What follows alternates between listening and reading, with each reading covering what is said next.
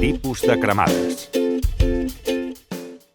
Una cremada és una lesió de la pell provocada per un agent causal, sigui físic, químic o extern, que indueix a una desnaturalització de les proteïnes, sigui per pèrdua de calor, per augment de la possibilitat d'infecció i també per pèrdua de líquids.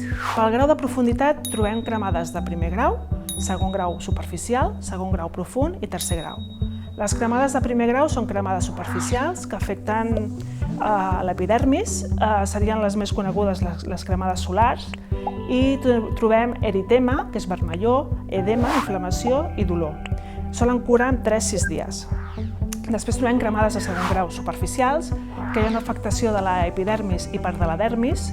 Aquí hi apareixen ja les flictenes, el que es coneix com a butllofes, hi ha exudat abundant i també hi ha dolor, perquè les terminacions nervioses estan conservades. El temps de curació sol ser entre 7 i 15 dies.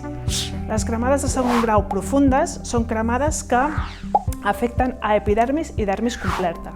Aquí també hi ha flictenes, hi ha exudat, però no hi ha gaire de dolor. Per què? Perquè les terminacions nervioses estan ja destruïdes i el temps de curació sol ser de més de 15 dies.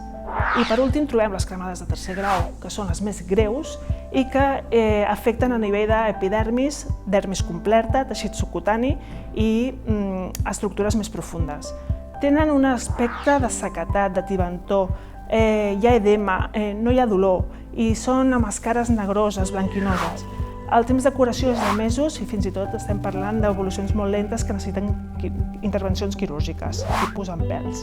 Les cremades de primer grau són cremades, com hem comentat abans, molt banals. En principi hem de pensar que aniran bé, per tant es poden resoldre a casa, al domicili, i cremades de segon grau són cremades que necessitava una sèrie de cures, per tant sí que controlarem la infecció, el dolor en un centre sanitari, a la vegada que intentarem preservar la integritat cutània que es resolgui l'abans possible i intentem minimitzar que hi pugui haver-hi qualsevol cicatriu.